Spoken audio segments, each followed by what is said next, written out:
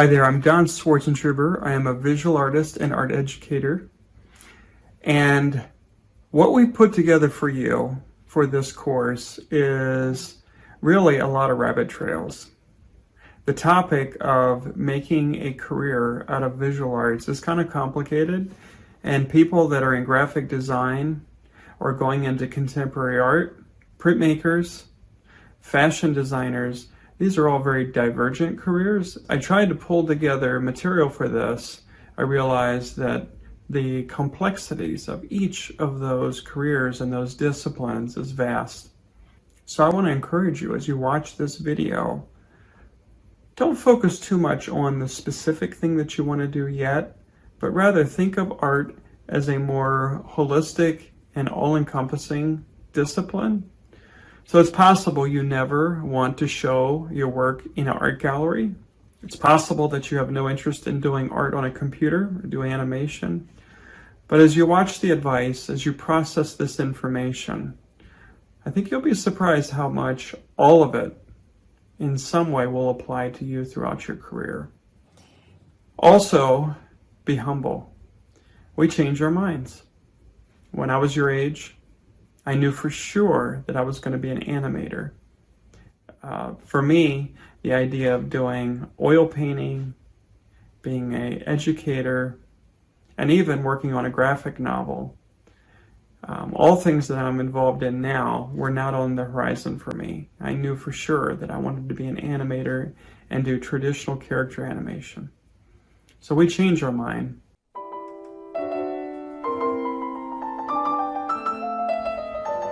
Pull out a notebook. You're going to want to jot down different ideas as you process this information with myself and my former students and some of my friends. The term art suggests mastery. And so I think that's where the feeling of a fraudulence, when people see an image and they don't feel like there's a mastery there, that sometimes they feel duped. Everybody wants to use the term art, right? The art of war, the art of business, the performing arts. Like everybody, no, we're not theater, we're performing arts. And viewers are suspicious, and they should be. Do you know why? Most art is bad. Don't throw stuff. Am I right? Most art is bad. My art teachers used to say, draw 1,000 pictures and you'll get to a good one. I run. I don't run well, I don't run fast, but I'm not an athlete. No one's going to pay to watch me run. And they shouldn't. But sometimes we think we take on this identity. I've subscribed to Spotify. And I was so excited because I could access any of the songs I grew up with over the years. And I realized after listening to some of these, they're really not that good. And they were better in my memory. Every once in a while you hear a song and you're like, that's quite special. But most is very average or poor. Understanding what type of art you like and what you want to create is important. This mostly comes from looking at a lot of other art. So always be taking in other art. I like to say that the quality of your output is directly proportional to the quality of your input. So you want to always be looking at a lot of really great work, and that helps you to kind of guide what you want to do stylistically, or also just I'm interested in painting or sculpture or intermedia work, or video game stuff, whatever it is.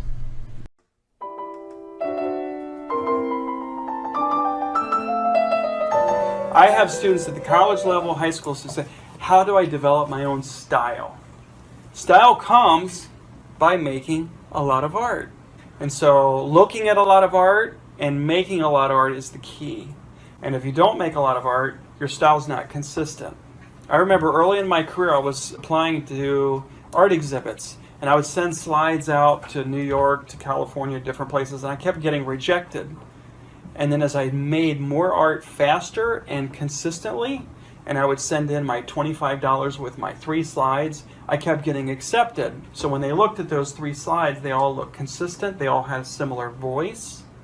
That's what we need from you, is just get in and make consistent work. Lots of feedback, guided practice, pulling from divergent influences, architecture, interior design, other disciplines, psychology, philosophy, and merging those together. That's where your style comes from. the consumer, even if the work is really good, may not connect, and you have to be okay with that. Probably if we did a survey in this room and I said, how many of you like Leonard Cohen? Some of you raise your hand. How many of you like Bob Dylan? Some would raise their hand, some would not. Tastes are changing generationally quicker than they used to. So we're on the ski slope, and my niece was in ski school, and one of the little girls started singing Frozen. And one of the other little girls says, that is so old school. It's true, quality never goes out of style. Sinatra will always be a good musician. Titian will always be a great painter. As you're being judged and as your work is going through the gauntlet, that's going to be part of the process. I had an instructor who, he painted beautifully 50s style science fiction paintings. He was out of work. Was he a good painter? Absolutely. Colors change, and then what people want in their lobby will change because, well, that looks kind of 70s. It was a good painting. It's still a good painting. Where is the line between the artist and the artifact? I think one of the best compliments someone can give you when they're looking at your work is seeing them making a comment that they're really sensing your voice in the work.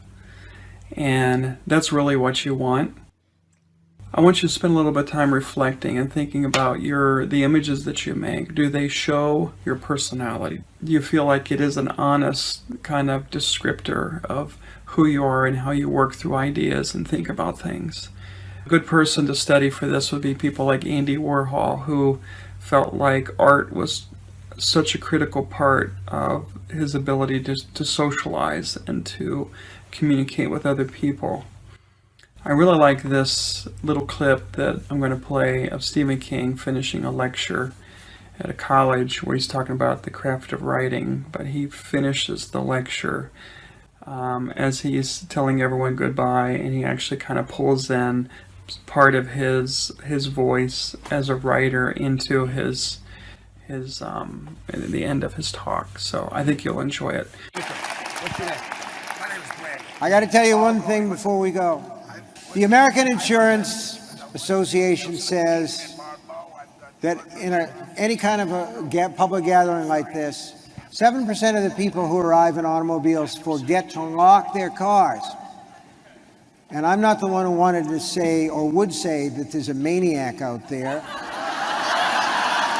But we know that such people do exist, and I'm just suggesting that you check your back seat because you wouldn't want to look in your rearview mirror. Are there certain things about yourself that you wouldn't want to include into your art? What do you tend to feature and highlight philosophically, theologically, politically? Spend a little bit of time thinking this through.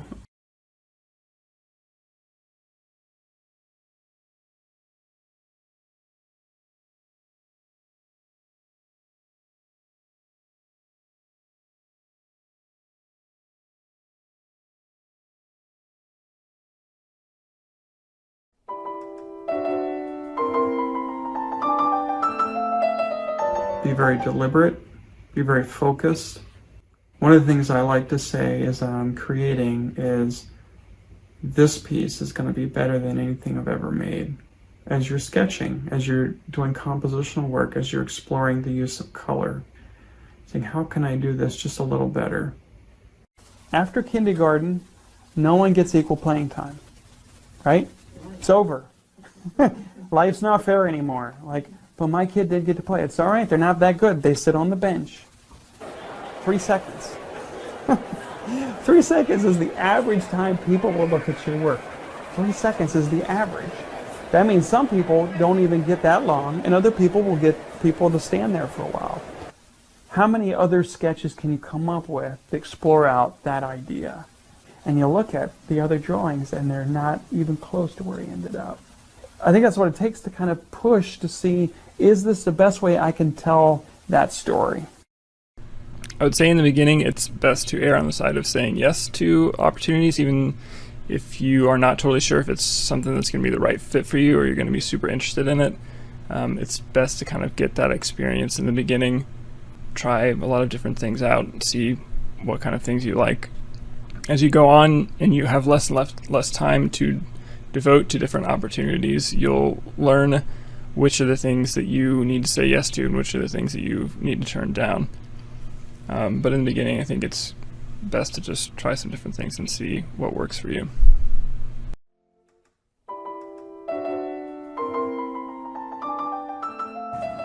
I'm more interested in work ethic, your ability to like stay focused for sustained amounts of time, than I am your talent.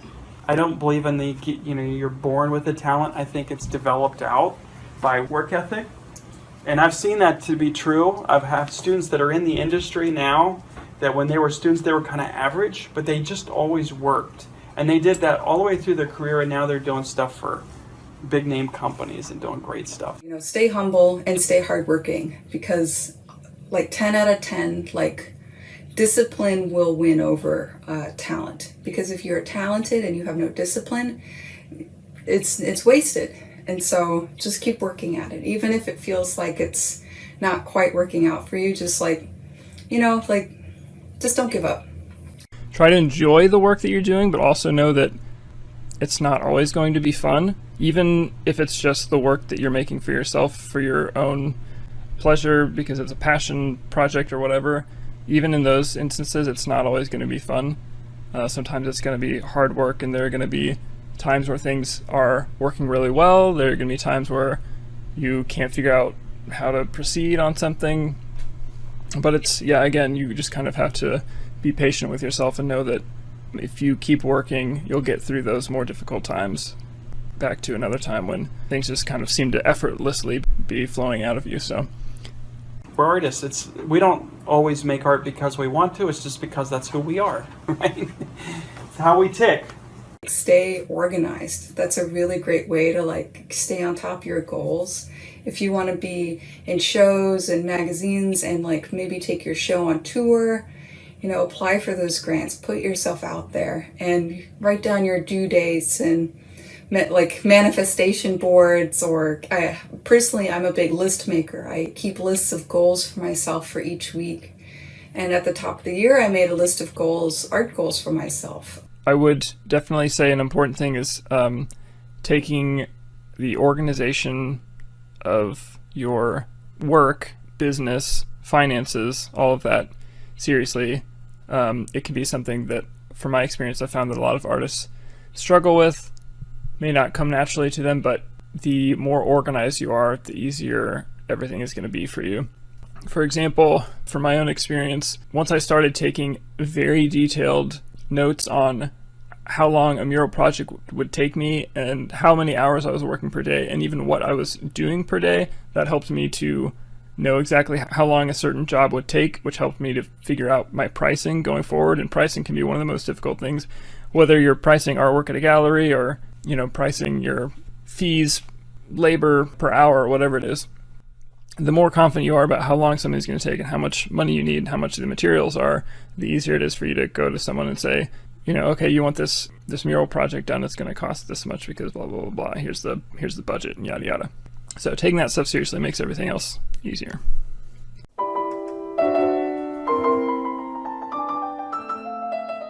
The artists, as we're creating, we are getting critiques from our peers. We're getting critiques from our family. This was before summative assessment, where it goes into the gallery space. Once it's there, then we're learning from that situation for the next piece. So we don't normally kind of go back in and rework things. Once it leaves our studio, the formative work's over. Now we're learning things for the next piece. That formative assessment should first happen from ourselves. How do we do it? We step back, knock over. We step back and look at it. We go, get some coffee, we come back, and we look at it again. Get what I call fresh eyes. Fresh eyes, as we're trying to get that critical, then we bring other people over. I love it when I'm working with my college students, because you could just see them just try to like they become an advocate for their work, like it's a litigation process and they're the advocate, and I'm like, no, listen, and then tell them and bring it, like give it to me. You don't have to agree with it, but don't let them know. You want to listen, you want to pull that criticism. Take critique seriously. That is an opportunity, especially if you go on to college, for getting a different viewpoint on your work, finding new ways of improving your work, or just other people's points of view, other ways that people are reading your work. It's going to be really, really important. Listen to the viewpoints of your instructors and your fellow students. Some criticisms will be relevant to the goals that you have with your work and some won't, but you need to approach hearing those opinions with an open mind.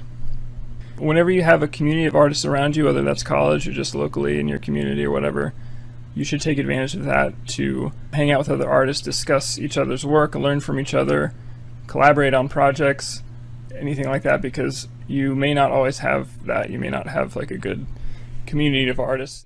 And also, like, finding good feedback can be very tricky. Outside of academia, outside of your school, your friends will always tell you you're making amazing stuff because they're your friends. They want you to feel good, but having someone come in and look at your work and be like, oh yeah, these are great, doesn't help you grow. It doesn't challenge you. Like, find people who maybe do different work than you. Like, maybe they have a different practice or discipline, or maybe they're into something completely different than you. Maybe you don't have the same interests at all.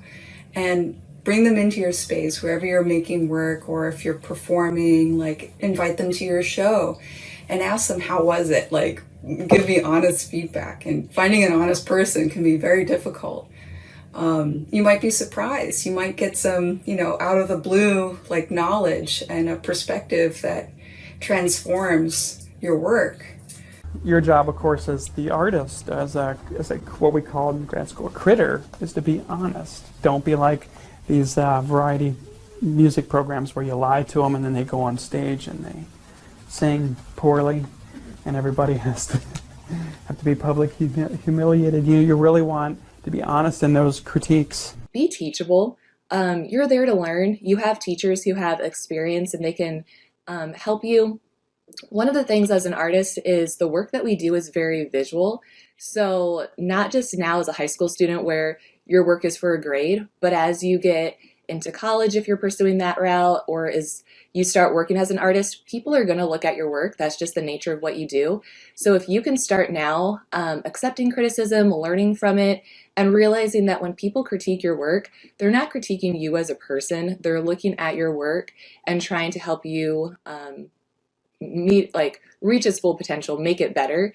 So if you can kind of separate someone giving you feedback versus someone feedback on you, that's going to just really, really set you up for a good place down the road.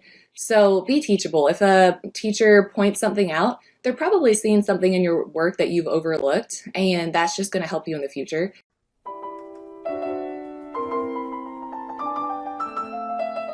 One of the things about creating images is there's a misnomer that you have to have like special talent and that you're born with the ability to draw. Just take as many art classes as your schedule allows.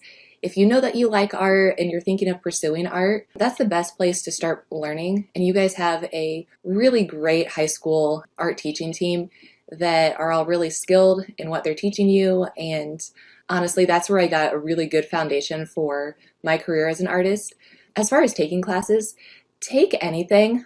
You may take a class that you think, I'm not really sure if I like this or if I want to go into this at all. That's fine. Like, you're in a place that you're there to learn and to kind of explore possibilities. For example, when I was in high school, my passion was drawing. It's still my favorite medium of art. But I took a graphic design class and I loved it, and I ended up going into graphic design. That doesn't mean that you have to, but as an artist, if you have several different areas that you have experience in, that's only going to help you in the long run. So definitely just like branch out, take classes that you can. I would say take your classwork seriously, as the work that you do and the sort of work ethic that you develop will help you reach the next step. So if you're in high school, developing a good portfolio will help you get into college, and also, just working hard and trying to get a good GPA and do all this, sort of stuff helping you to get into college. Undergraduate work will help you if you decide to apply to grad school, and just any other work that you're doing in your free time, etc. This all kind of develops your portfolio and can help you to get jobs or whatever other opportunities in the future. So take that seriously. Where to go after high school? There's a couple different options if you want to kind of enter the creative workforce. One, you don't really have to go to college to be an artist. You're an artist already, and you can pursue like many different paths and come back to your art practice at any time in your life. There's no limit to when you can start. You could be 70 and start being an artist. So you don't need to necessarily go to college for it, because it's very expensive. It's very expensive to school right now, more so than ever. A lot of people have to take out loans, and that's a huge burden as a young person entering the job force to worry about student loans.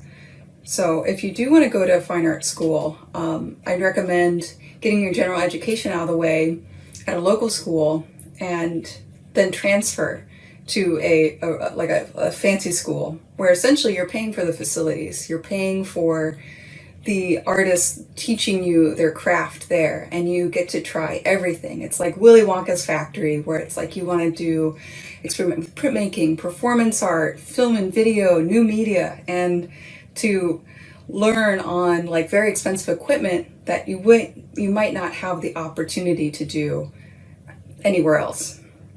But learning doesn't have to happen necessarily in a classroom.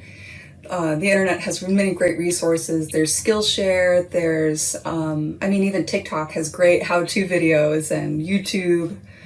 And so learning never stops. It's even when you do graduate, if you do choose to go to school after high school, you're just always going to be learning. You're going to find your teachers naturally. You'll find like good teachers in life will always students will gravitate to them naturally. And you can also find like workshops outside of normal curriculum. A lot of colleges will offer a continuing education classes or summer classes and things. It's kind of like a process of elimination when you're going to a school or facility. If you try a bunch of stuff, you might discover that you've absolutely fallen in love with like a completely different medium that you had no idea how to do before. If you are planning on going to college for undergrad or graduate school later or whatever, it's important to, again, do your research and find out about the school, not just from faculty or administration, because obviously for the most part they're going to try to sell you on the school, but talk to the people who are actually going through the program, the BFA students or the MFA students, to find out what it's like there, what the culture is. Some schools are more supportive and tight-knit, some are more separate and competitive. So it's important to know these things before you go into it, and also just it can kind of help you balance what sort of things you're looking for in a school. The work, even extremely detailed work, needs to feel like it was created by magic. You know how people always tell you, must be nice to have that God-given talent, right? Let's keep the myth going. Yeah, I didn't study art. I don't practice. God zapped me when I was walking down the road. Let's let them think it's magic. And you know what? It needs to. When they look at your work, they should not see your sweat and blood in the piece. They shouldn't see it. In fact, if they do, the work is compromised and it's not that good. When you see a piece that's been chored over. And for like your fine art practice and supporting some of your personal goals, it's really important to keep challenging yourself. Outside of academia, no one is giving you a deadline. And so it's up to you to stay motivated and to keep yourself going. Having a variety of short-term goals and long-term goals is important. One of them could be like having a website or wanting to have a solo show. Those can kind of be in flux between your short-term and long-term. Continue to take art classes, especially ones that are related to the things that you want to do. There's nothing really more frustrating for me to have a student come into my class and want to do digital design and never take Mr. Morrow's class. You need to be there. If you want to do fashion design and you're not behind a sewing machine, that's not good. You want to figure out the interests that you have and try to make sure because it makes no sense for you to come do a ceramics portfolio and have never worked with Mr. Tomsik.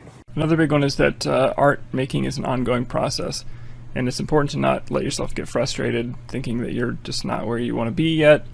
There's no artist that I've ever known who isn't still working and improving and looking at other artists and saying, man, I wish I, could do this thing like this other artist, or at least looking at other artists for inspiration. There's never going to be a point in your life where you've reached the end goal and you're the perfect artist and you can do everything perfectly and blah, blah, blah. It's always, always, always an ongoing process, so just be patient with yourself. Getting an art education is not a singular event. It's not just art school and college. It'll happen throughout your lifetime as you interact, you collaborate, you work with your peers. I've found even as an educator, I've really enjoyed going to Savannah College of Art and Design for a week-long workshop, to pop in on artists working in their studio and learn from them. So it's an ongoing process, and that's one of the reasons art is so much fun, is there's so much to learn. And the idea of mastering a method or a material is elusive, and you're always pushing your own skill level. Finally decided, well, I'm going to give this college thing a try, because that was back before the days of the internet too. So I didn't even know how to try to pursue anything with my art. In the little town of Heston, Kansas, there's a 2-year college there, and 2 years sounded appealing to me. I was like, anybody can survive 2 years. There weren't a lot of options, but I did take a few art courses there. I took a pottery course, and the first day the instructor comes in and basically he tells us, I'm not a potter. And like, that's not going to instill a lot of confidence in the students, right? And so he's like, yeah, drawing is my thing. And which I knew, because he was my drawing instructor the first semester. So needless to say, I didn't learn a whole lot. I think I might have tried throwing something on the wheel one time that whole semester. Like, most of it was hand building, and like, we didn't even get involved in the firing process at all. Like, our instructor did all of that. So it was very, very basic. But we took a field trip to this little town called Elk Falls, and that's where I met Steve and Jane. Steve and Jane Fry had talked to my instructor asking if there were any students who might be interested in spending the summer just kind of helping them out and learning some things, but mostly doing a lot of manual labor. That you can go and sign up for a workshop for the day to study watercolor with someone like Terry Armstrong here in town. Sometimes they cost money. Some of the workshops are free as a way to try to recruit you. You can go, if you're serious about art school, I would highly recommend, especially if you want to go into fashion design, is going to ArtLink in Fort Wayne and doing figure drawing sessions. You'd have to talk to your parents because they are nude figure drawing sessions. For fashion design or animation or anything like that, to have had 4 years of that, you would be impressive. This 4-year apprenticeship with them. So that's what I consider my formal education. Like, it's not something that I could have learned in the classroom setting. So learning in that environment where I'm just living it and just kind of absorbing from watching and observing, it was, to me, it was like, you can't put a price on an education like that. 8 years of post-secondary education, art school, college. I am not self-taught. I am a sponge. I'm a hybrid of all those influences. I still am a student. I'm still learning. I'm still excited to take workshops and learn new things.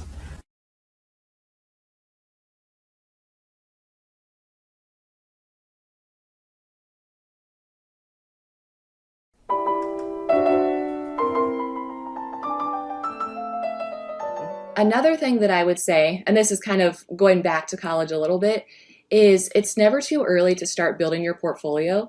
So whether you are more interested in film or maybe illustration or graphic design, having a digital portfolio is really important. Every job that I've applied for has wanted to see it. They've wanted to see my work. I did have an interview with an orthopedic company one time, and they wanted tangible pieces, so I brought a physical portfolio, but that was in addition to what I'd already showed. So one of the things that you can do for that is don't throw artwork away. If you have pieces of art that represent well your skills, even now as a high school student, start documenting those. Take pictures, go ahead and just create a folder on your computer. And then there's a lot of great websites for building a portfolio, or if you're going into web design, just go ahead and do your own. And that's something that from time to time you'll want to update. You can have different sections. Maybe you have a background in illustration and graphic design, so you kind of showcase both of those. But that's just a good way for not only employers, but other artists to see what you're doing. And sometimes from someone seeing that, they'll reach out to you and ask you to do something. So that's a nice thing to have. And also kind of building on, like I said in high school, being teachable. You can show your portfolio to people and ask people, as in other artists, ask what things are strong, what things strengthen my portfolio, and what things are weaker that maybe I need to remove. When I graduated from college, I sat down and met with a graphic designer and kind of told her the direction I was wanting to go. And she was really helpful in saying, these are nice pieces of art. These ones would be better to show to employers because it shows this range of skill. So that's something else to kind of keep in mind, that the teachable part, that's not just high school, it's not just college, it's post-college. And really, you want to be a lifelong learner. So develop that skill early, and that's really going to serve you well.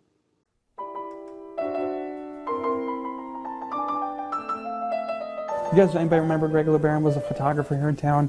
I used to have to I'd load up my car with all my paintings, go up, walk up a flight of stairs over there downtown, carry every painting up, and he would have his studio and he'd shoot it, aperture up, aperture middle, aperture down. I'd pay for all 3 slides, and then once we got a good shot, then we'd run. I mean, it was an expensive process. Oh my goodness, unbelievable. And then you would take a sleeve and you'd put your 12 slides in and you'd send it off, and it would be gone for 3 months. And if you wanted to apply to 6, I mean, huge financial investment. And it's really good to have documentation of what you're doing. Create an archive of your work. It'll be really good for you in the long run, and then you can also show people what you're doing. Couple things: digital, max out your JPEG size, so whatever size they're asking for, go all the way to the top.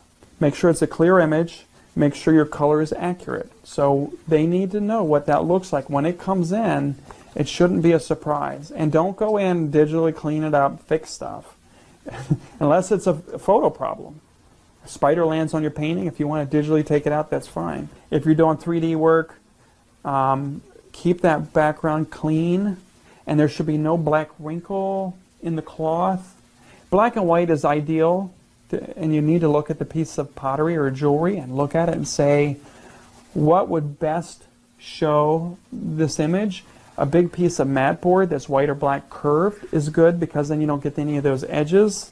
And they'll throw a pot on a wood grain countertop or a linoleum floor that has a pattern in it, even if it's subtle. I'm like, it has a pattern.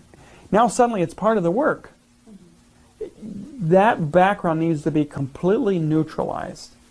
Even if you're like, well, no, I put it under something, behind something pretty. No, that's not part of the work. There should be nothing back there. Your painting, your jewelry, your ceramics there needs to be nothing behind it. Black or white, no color. When you submit images, always the first image is always your second best image, and your last one is your best one.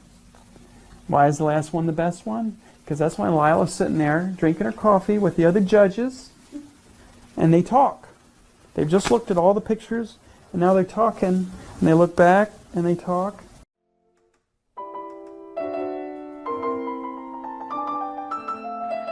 So I went to the University of Dayton and I received my BFA in visual communication design with a graphic design concentration. And I, was given a really good opportunity when I was in college that really set the trajectory for my career. I was working in the law library and I hated it so much because all I did was shelve books and, put little metal strips in the spines of the books so that nobody could take them through the metal detectors.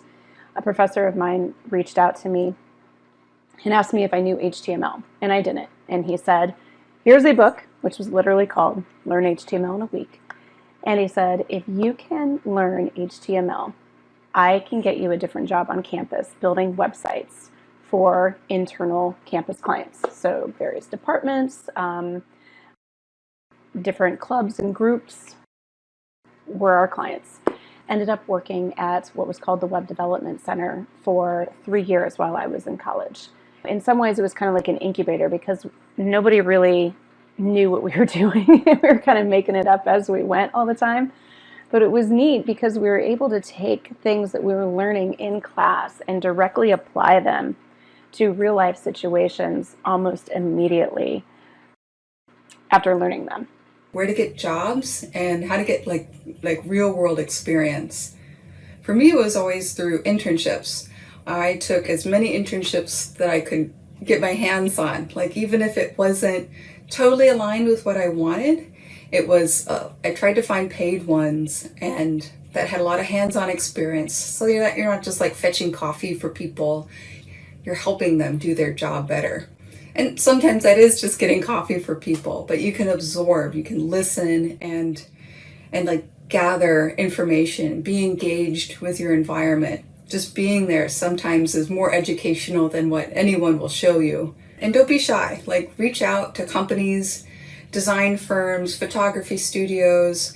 There's all sorts of opportunities available, and kind of just putting yourself out there and saying that you're interested and being genuine and enthusiastic will open doors for you. Because people respond to that. Don't be afraid to totally nerd out and be oh my God, I'm such a big fan. I really loved this piece that you did and it spoke to me. That connecting with people is a way of kind of learning more about them, learning about their process, or it can open doors for you. I would encourage you to think of networking not as this self-centric idea of meeting people and putting yourself out there and getting to know people so that you can get something from them later at some point. That sort of idea of networking is definitely very much based on the fact that we live in a capitalistic society and a lot of the things that we do are centered around our careers. I would encourage you to think about this idea of networking more about just building real relationships. When you have that, you have people that you can trust and that trust you, and that you will do what you need to do to help them out in their endeavors, and they will do the same thing for you. Grad school was big for me in this way. I made a lot of new friends and met a lot of artists and collaborated with people and learned so much from other people. And, these are relationships that you build that are going to last through the rest of your life. And on that note, when you are looking for work, it's important to tell people that that you are looking for work and what you're looking for. The more people that know, the more people can kind of be looking out for you. If they hear something from someone else, they can let you know. Working in the professional world and mentoring an intern is what drew me into the educational field. Fast forward, I was a college student and I was told about a situation where a teacher needed a helper, and I volunteered for free, and it led to my job of 30 plus years in education. So you never know when a door is going to open. Sometimes just do it for the sake of learning for yourself, regardless of the opportunity, whether it might lead to payment or a job, but just to learn.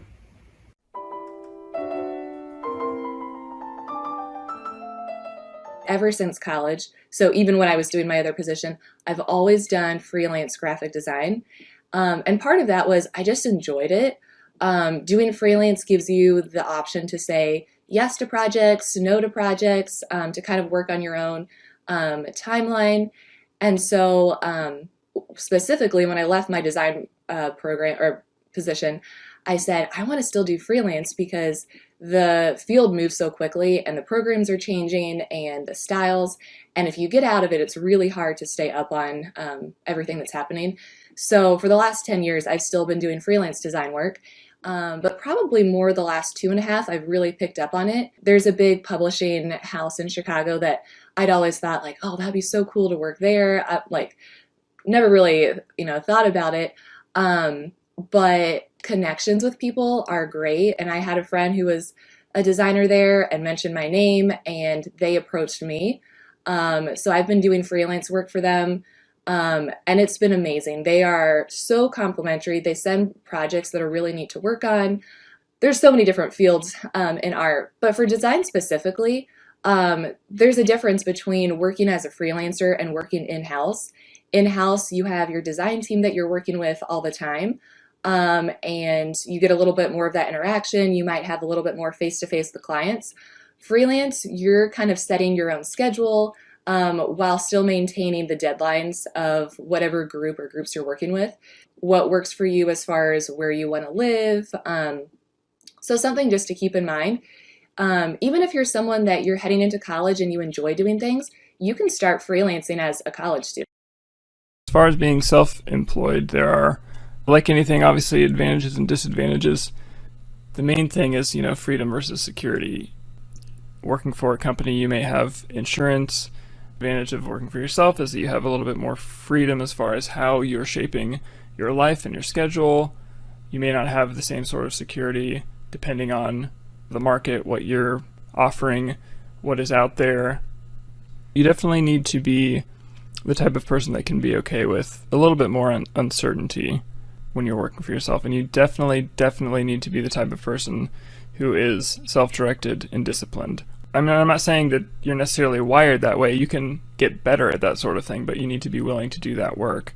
Your schedule may be more erratic than if you were working for a company. There might be a couple months where you are unsure whether you're going to get this next job, but you need to figure out what you can be doing, during that time, or all of a sudden you have like all these opportunities and you're trying to figure out how to fit it all into, a 3-month span or something like that. So it can be a little bit more work juggling that sort of thing, but a lot of times when people are talking about being self-employed, they use this term, being your own boss, which is kind of true, but also definitely not true. Ultimately, every client that you have is also your boss, so you have a lot of different bosses. Whether you're the type of person that would, really likes working with a lot of different people, or can at least tolerate it, or maybe that's not your strong suit and you need to get better at it, or it's just absolutely not something that you want to do. These are all things that you need to figure out for yourself.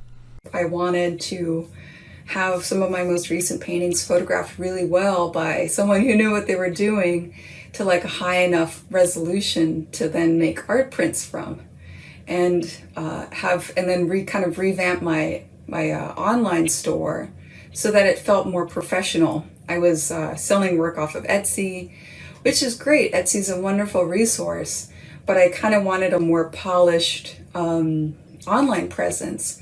And so I took the time to do it. I did a little research on, I think I got like Squarespace or something like that. And then the subscription cost for that is tax deductible, so everything's interconnected.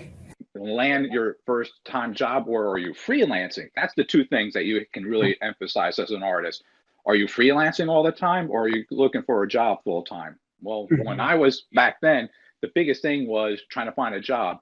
And when you're following that job, you're realizing they're only going to hire you for 1 week or 2 weeks or 3 months, and then you're out the door because you're in animation and they only need you for so long. That even was Disney. Disney wanted to hire me down in Florida to be in the Universal, in that think tank, and I'd be animating and the people walking around you. I'm like, no, that ain't me. I'm like, I'm not in a fish in a fishbowl. I didn't feel comfortable with that. So I stayed local, and I did a lot of freelancing for a lot of little programs here and there for Tiny Toons, a lot of little commercials here and there. And I got a gig doing desktop publishing at Unicorn Publishing. And when that was just down the street too, again, for me, I was like a nice option. That's where I got to re-meet again the Hildebrandt brothers. That was Greg Hildebrandt and Tim. I was like, again, I'm learning desktop publishing, computer graphics, and I got in the back room, Greg Hildebrandt, who's painting there all the time. At lunchtime, I'm sitting down there talking to him, and he's teaching me techniques and color and everything. I'm like, okay, I'm in. Yeah. So for viewers not familiar with the Hildebrandt brothers, of course, they did the Star Wars poster that's very famous. The very, very first poster that was designed for Star Wars, the two brothers did. And the story goes is they had 1 week to do that one. One started on one side, one started on the other side, and they met in the middle. They met at Princess Leia's hair, right? Right. Personal note, like for me, working on the Pele project was what pushed me out of animation. I realized then I'm done after that second year, and I went off to work at a TV station, and then I did some computer animation, and then I'm like, I lost the love of making things move. I mean, I understood the love because I had it, and then it was gone. Right. But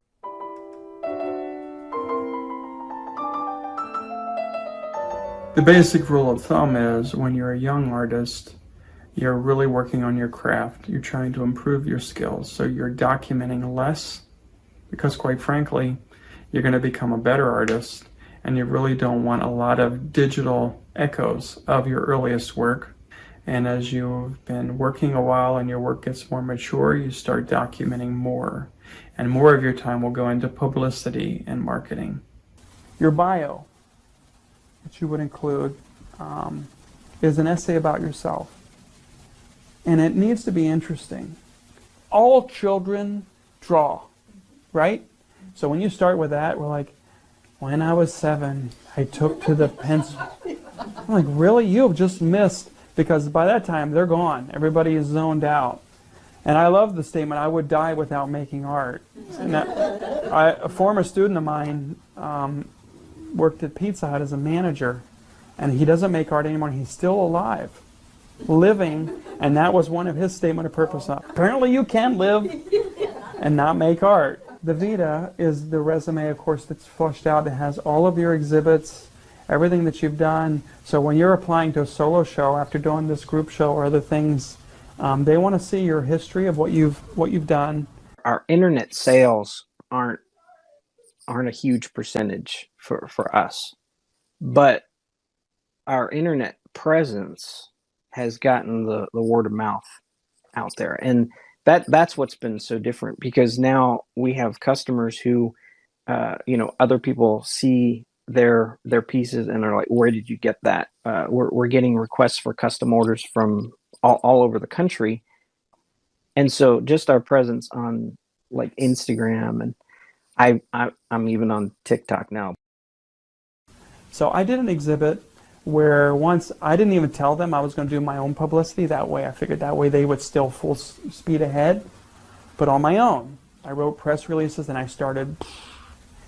And when at the solo show, the opening night, they said, we've never had more people here than this show. And it was full. And I had hit places they never would have thought of. I was blitzing, and they were hitting places. So between the two of us, that's where you're at now. Even commercial galleries aren't doing publicity like they used to. That's where you're at now. As an artist, you're going to have to publicize your own events. I know it's going to feel maybe demeaning or like feel a little weird, but hey, Mark Twain was all into it, publicizing himself, and you can do it. Like shows, residencies, publications, film festivals, art fairs. These are really great ways to expand your audience and ways to reach new people. And of course social media platforms, but those aren't necessary. And I feel like things like Instagram are very toxic and seductive. You can get kind of sucked into this mentality that you have to keep producing in order to get more followers and stuff, where those aren't things that really signify a good artist. or even a talented artist. You can be incredibly hardworking and put in all this time to your social media, but is it fulfilling? Is it what your work is really about? Does it become more about the online performance than what it is you're doing? So I caution against things like that. Stay true to yourself.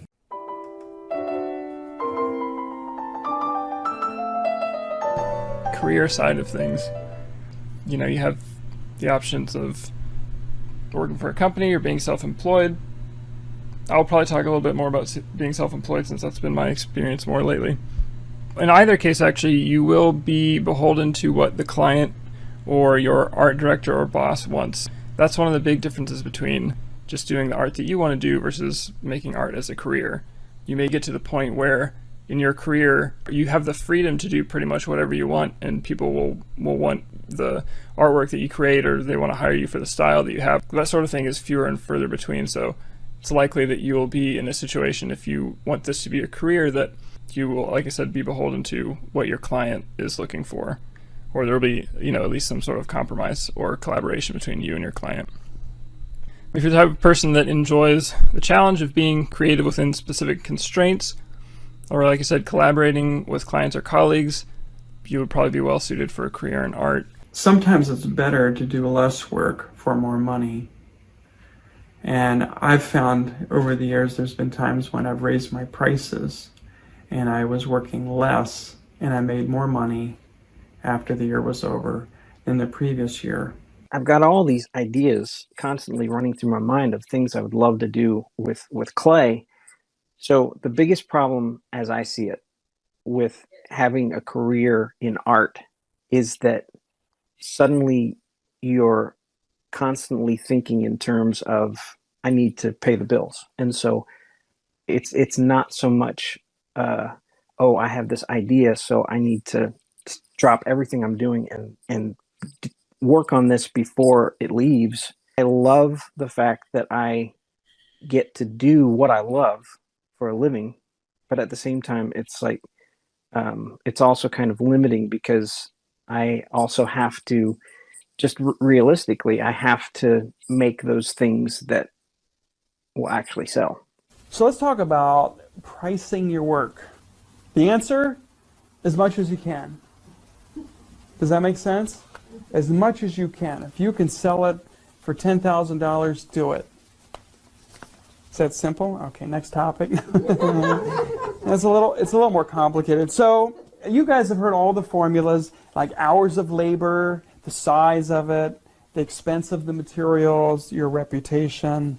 People that follow your work, they need to see a progression. There should never be a decline. The market doesn't decide what is great art, the market decides what sells. And the person you sell to is just as important as making a sale. And you really want to sell your work to not a passive collector, but an active collector. They don't just buy it and hang it, they talk about art. And what could be better than them talking about your work? Sometimes people will balk at paying you the same rate that they pay their plumber or their electrician. So sometimes what we do is educate people to the business side of what we do and how it is a career and it is a livelihood.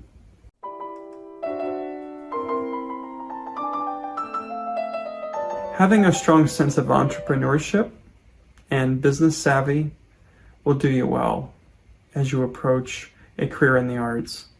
She basically takes all the photographs of our work that we put on our Etsy store. My wife Dana, she does all the glazing and she loads the kiln. She's the Tetris queen. Like, neither one of us are really what you would call business minded. But Dana definitely, her mind works more in that way. I'll be having a conversation with, and they'll say something about my business. All of a sudden, like, it hits me. I'm like, oh yeah, I am running a business. I'm living my life. I'm doing what I love. And so if it were completely up to me, I'd be probably living in a van down by the river. I know this is going to sound almost spiritual, but in many ways I feel like participating in the arts as a career is almost a calling, because there are probably easier ways to make money.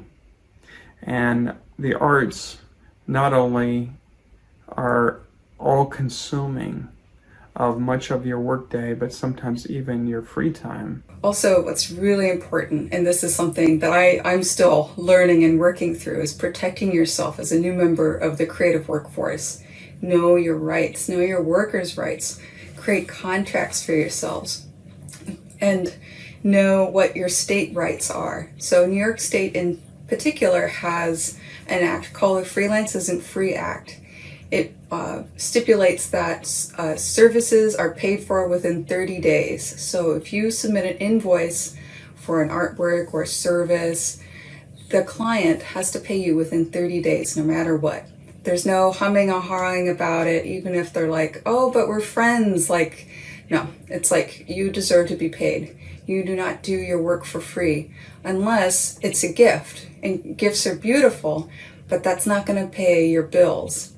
And I really caution against that. I recently had to terminate a relationship with a company, a jewelry company that I really liked. I did beautiful painted backdrops for them. They were always one of my favorite people to work for. And recently, I didn't have a contract with them, and they wanted a lot of changes in a painting, and I didn't have the time. And they weren't going to pay me more money for the extra time I was doing. I was going to have to sacrifice other paid work to do these unpaid changes. And so I told them, no, I can't finish it. So I gave them what I did, and I was paid for the work that I did, but unfortunately we can't work with each other anymore. And sometimes that's for the best. And artists get taken advantage of a lot because they think that because you love what you do, you know, it's like, oh, it's not even work for you. But of course it is, because it's your time, it's your energy. Don't be afraid to badger people for that money. And if someone feels like you're being rude because you're setting a boundary, that has more to do with them than it does to you. Like, it really, like, protect yourself as much as you can. The idea that if someone loves to make art, they should be willing to do it for free and not be able to make a living creating and being a part of this process is totally not true. The best way to handle some of those kind of mistakes is to simply calculate and figure out what you're willing to do a project for ahead of time and give them numbers. And like, keep track of your money too. And as if you're working with 1099s, they are not taking taxes out. So be cautious of how much taxes to withhold, so that at tax season, when taxes are due, you don't get stuck with a huge debt, because that can be very, very painful. You can do payment programs and stuff. I really recommend finding some like free tax organizations. Hire a tax accountant if possible. Every dollar that you spend to like materials, your tools, space rentals, subscriptions, fees to magazines, or like art subscriptions, those are all tax deductible. So keep track of your spending. I also want to encourage you that making a living can be kind of complicated. Many of you have heard the idea of multiple streams of income. And so regardless of what your career is, how you handle your personal finances and how you handle investments will be a big part of it. Some people can live on a fairly modest income and they're thrifty and they don't incur a lot of debt, credit card debt and otherwise. And so how you handle your finances is going to be a big part of what kind of choices you have and how free you are to maneuver in careers.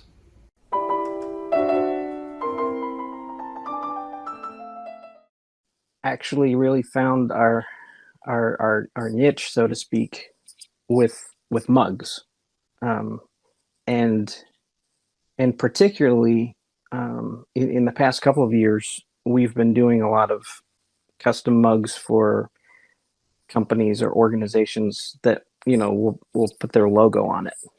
To be honest, it's not really the thing that brings me life necessarily, but it has been my bread and butter for the past several years. So mugs in general people really seem to connect with. On the onset, is it that you want it to be your career, or is it just something? Is it something that is a passion project that you take seriously, but is not something that's necessarily tied to how you're making your money? Obviously, both are completely legitimate ways of having art in your life. It's just important for you to know or figure out what you want.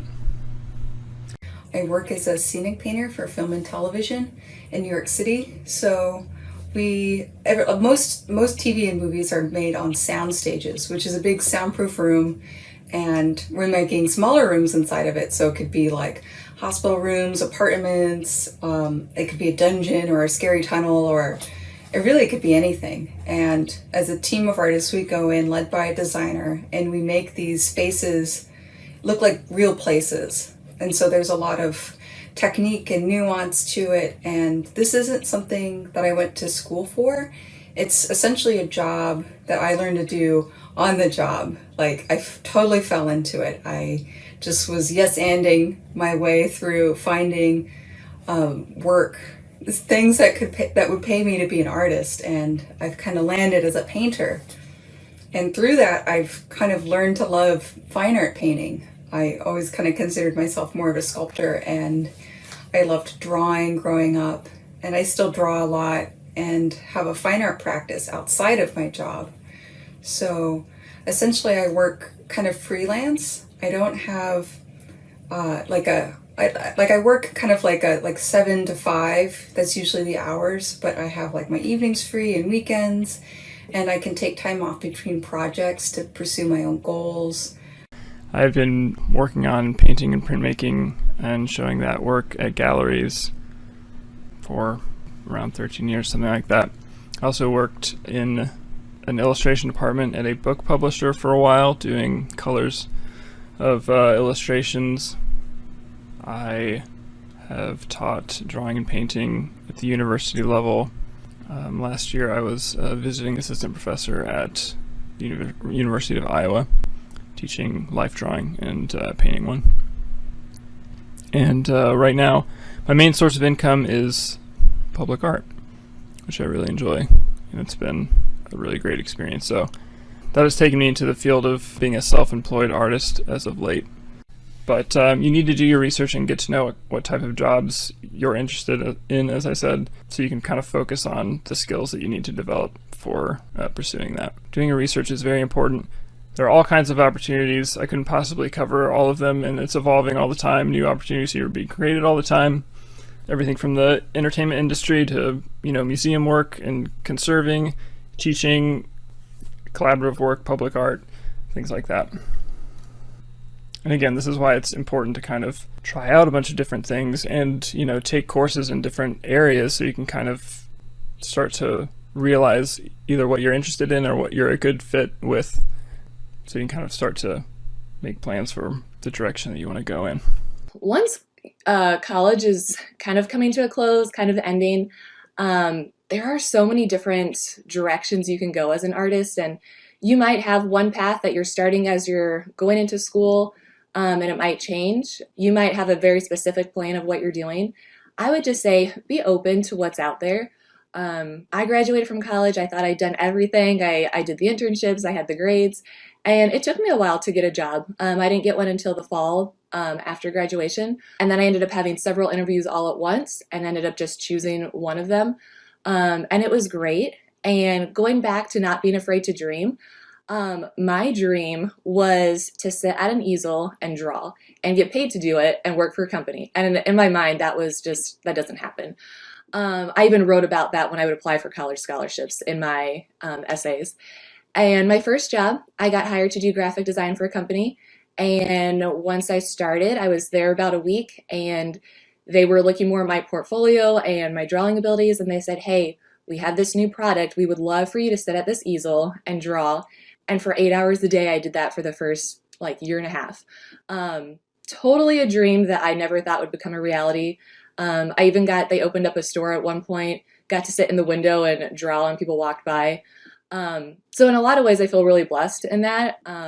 My first job out of college was kind of the dream that I'd always had. And you may end up in a position and you stay there forever, and that's great. Other times people are in a position, they move to something else, they move to another thing after that. That's been a little bit more my experience. With the illustration and graphic design at this first company, it was great. I got to learn a lot. And then I started to feel like I wanted to do something a little bit different. So I went a different route and actually went and got my teaching certification. And so the last several years, I've been an art teacher here in Warsaw, which is very different because I'm teaching students how to do art versus doing it all day myself.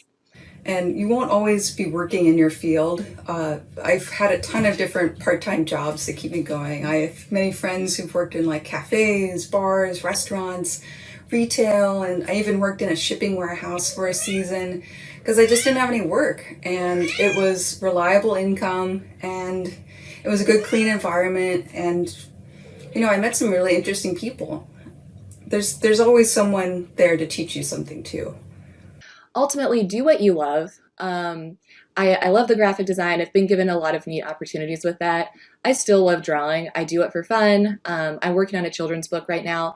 That's my passion. But the nice thing about not doing that full time is when I do it, I can commit to working on whatever project I want on my own, putting my heart into it.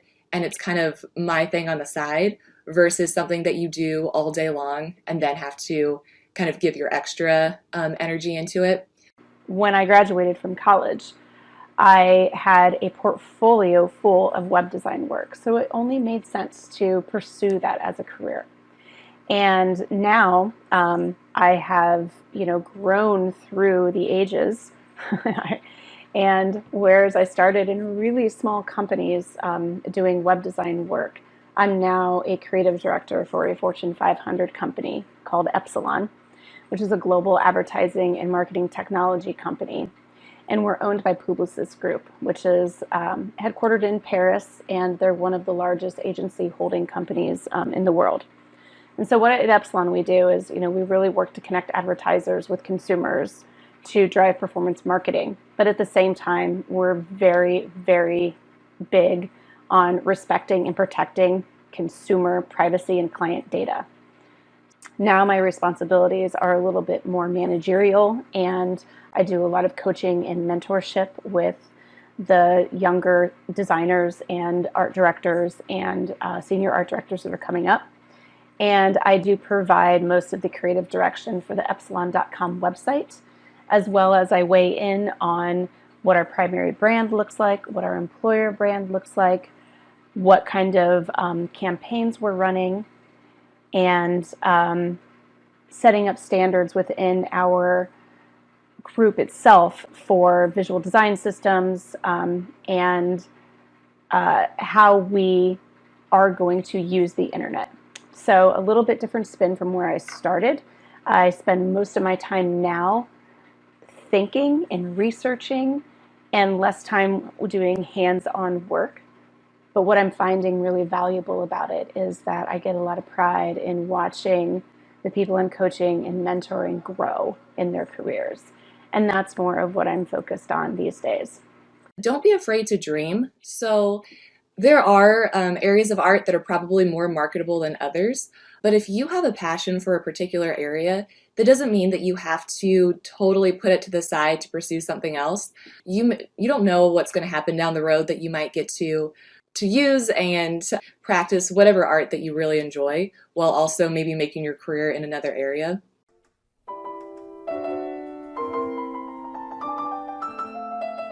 Here's my advice. Don't learn to draw. In fact, if you don't know how to draw, trace. Don't network. Don't exhibit your art. Do weird things like make strange noises when you're in a group. Be irritating. Be a recluse. Never show your work. Just store your work in your apartment. Like, don't even sleep on your bed. Just throw the artwork on your bed and on your table. Never let anyone see it. Don't work as a professional artist. Be a custodian for like a hospital. Anybody know who I'm talking about? Yourself. Nice. Yeah, the recluse part. Henry Darger. It's also pronounced Darger, and it just goes to show how little we knew about Henry. So Henry, out of Chicago, when he passed away, we discovered a gold mine. And he did everything wrong. He didn't study art. He didn't network. He didn't show his art during his lifetime. He was obsessed with making images. So as I go through this material, we all have to be sensitive to that it's not quite so linear, and there's going to be diversity to it. How would you define your ideal kind of success as an artist? Success, it feels like such a general word. Success in terms of monetary gain, in terms of affirmation from other people. There's nothing better than the success of feeling your own satisfaction with your life. I don't know that I would, if you described that to me as a younger person, I wouldn't have understood that. So much of affirmation comes from exterior, from other people. Yeah. And as you get older, and I might be unique, but in all honesty, when people tell me I'm successful, or if they say that they like something I've done, it means very little. But when I was younger, it meant the world to me. You know, when someone said I didn't do a good job or I did a great job with portraits or teaching or anything, I would ride high or low on that for days. Yep. Where now it's barely a bump on the road, because I know what I want out of my life. I know how I want my life to look. And when other people say they think I'm successful, I feel like they're naive, because they don't even know what I'm after. What is similar to success from your point of view, or what is success like? Not to get kind of zen on it, but much of it is a frame of mind, because on any given day, I can be so thankful for my health, employment. Really, as a success has to be a state of mind, and it can't be objective. It has to be subjective in nature. So it can't be quantified like you would. Now, once you say success in terms of finance, or success in terms of how many likes you get on social media, that's quantifiable. But everything else is very abstract and fluid. You could find two musicians who have sell the same number of records, and one would feel like they're doing well and the other doesn't. I just dated myself saying records, but anyway. Is there a specific piece of artwork that you did that made you feel successful?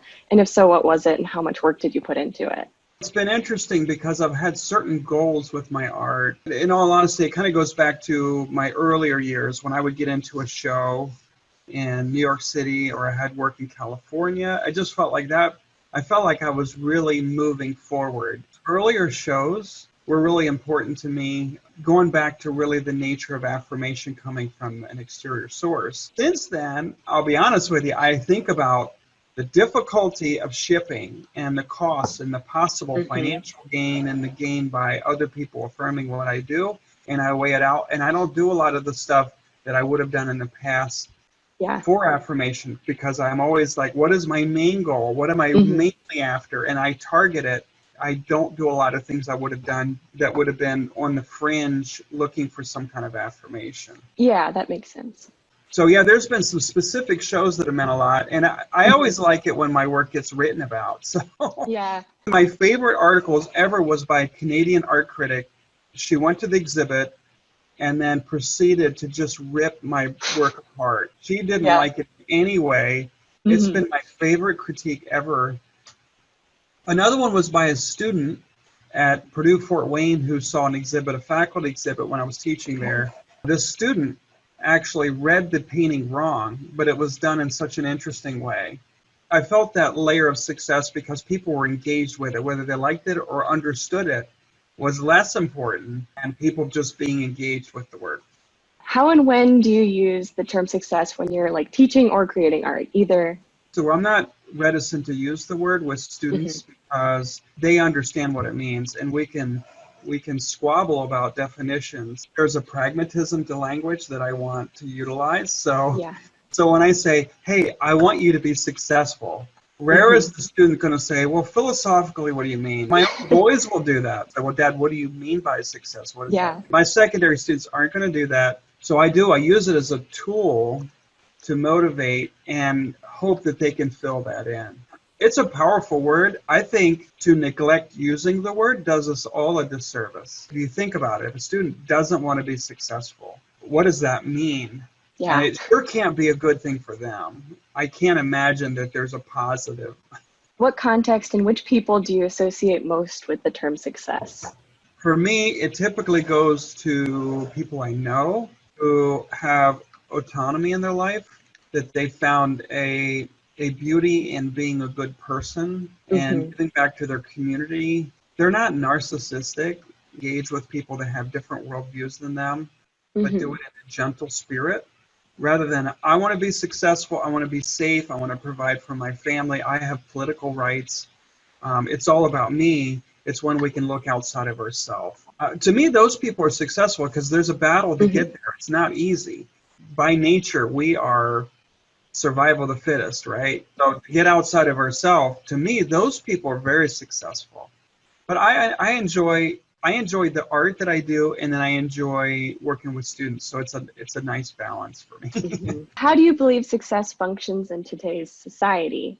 So I've been to Manchai in South America, where if you're from a poor family, you just don't have the same options. To get fresh drinking water, to get an education past third grade, those things are just for the rich people. In the United States, I feel like we very much want to say, hey, we're trying to create options for you, and if you're willing to just meet us, you can be successful, and you can even determine what that means. It's one of the most beautiful things about our Stars and Stripes is that we really do try to look out for every class of person and really put options in front of them to be successful. What would you consider to be the opposite of success for you then? Failure feels overwhelming. We either learn from it or it cripples us. The opposite of success is failure, but yet it takes failure to be successful. Failure would actually be someone who fails at learning from failure. Someone who does not take failure and turn it towards an avenue for success is a person who fails, because failure is part of it. You just can't live life and hit a home run every time you step up to the plate. It's just not going to happen. In fact, I tell students I'm one of the best people I know at being a failure, because I've failed often a lot, but what I do is I step up to the plate a lot too, which makes me more vulnerable when I'm applying for something. I'm trying to get a grant, or I'm trying to get this opportunity, trying to do so many different things that I'm going to fail more often than most people do. Has there been a time in your life when you didn't feel successful? Middle school, elementary school, high school. I struggled academically. The irony is I went to college in Vermont, Ohio, Indiana, Delaware, New Jersey. I have 7 years of college and art school behind me, and I loved it. But I really struggled getting started. I really had a hard time academically. Now I love to learn. Apparently I learned from it because I am empathetic to that with students. What is it about teaching art for both college or high school that makes you feel successful or happy? I was helping intern students, and I had college students coming and I was supervising them, and that was my first experience of being a teacher. And then it also taught me, hey, how interesting is this whole process of an exchange of information? It helped me to become a better student. You're working with a student, and then they get the concept or the ideas. That's fun. The other side of it is the unpredictability of it. When you take hundreds of students and you're working with them, and everybody's coming in with their own worldview, their own life experiences, and they do something that you just didn't predict. It's just it's so creative, it's so original. Even I think about the work you were doing, exploring medical illustration and so on, like just when you show up and you start creating these images, and I'm just like, that's not where I would have gone as a high school student, but this is powerful.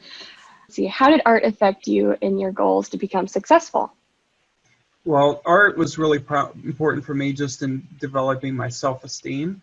The irony is, like I told you before, now if someone told me that my art's good, it doesn't affect my self-esteem. But when I was younger, I needed that. It just takes the tension off of trying to be this person that at least they can acknowledge you're doing something right. You made a good sandwich, or you did something well. Did you ever want to do like different things in your life, like before you like thought of art? I've always wanted to be an artist, and then education came a little later. 49% of adults will change their career dramatically. A lot of college kids will change their major. I stayed the course even though I switched some of the specifics. What was some of the specifics then? My goal was to be an animator. Very well to do that with who I was studying with and my networking and my friends. I just didn't enjoy the process of making my drawings move. I would rather just create the images. Then I floundered for a little bit. I worked in television, did computer animation for a little bit until I kind of found my path into education. Is there anything else that you'd like to do in like the future, like any big achievements that would make you feel even more successful in life? The interesting thing is life will throw you some curveballs that you're not thinking about. And my wife and I are very concerned about climate change, where our food comes from and how it's produced. Our goal over the next couple of years is to start producing more of our own food. I mean, we're both very busy with our work, but when we do have a little free time, we research some of those things and try to prepare for what does that look like to have fresh produce through the summer, but then also into the winter time. We were on this path before COVID. Seed companies are having a hard time keeping up with selling seeds. They realize grocery stores are good if they have everything, but sometimes it's not all available. And then my concern is just how healthy is the food we're eating. Would you have any like other comments, like in terms of like artist achievements that you would want to do like in the future, or are you like? Yeah, I'd like to publish a graphic novel that I've been working on. I don't know whether it'll be self-published or I'll get a publisher. We'll see how it goes. Stop really all my other art things I get paid to do. Yeah, I do, and my art teaching, but when I have free time, I jump into this. Well, I hope my talk will help you become successful. Thank you. It's great that you're studying art. Our world is such a visual society, so whatever you do, it's going to be neat to see what you put out there for people to see, how you express yourself, how you help businesses market what they're doing. So I wish the best to all of you. If art is a passion of yours, it can be with you your entire life, even when you're not doing it all the time, even when you need to take a break from it, even when it's not your career. So it's not something that you should give up on if it's really something that you're interested in. There are ways of turning it into a career. It's not for everyone, but if it is, I would think about a lot of these things that I've talked about.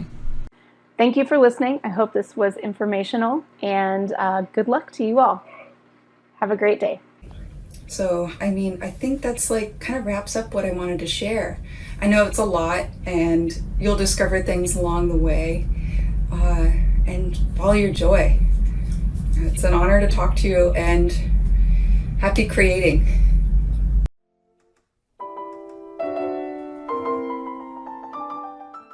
Your assignment is simple. Turn in your notes from the video series and go visit a art gallery or art museum, write a half-page review of the exhibit, and then have the host or the gallery curator sign and date your paper and write down the name of the space and turn that in. I highly recommend staying connected with Lakeland Art Center here in town. You can volunteer over there, just kind of help out. But it's just a way to have a sense of community with art that's kind of bigger than just being here at the school. Your senior year, there's a scholarship that they give out.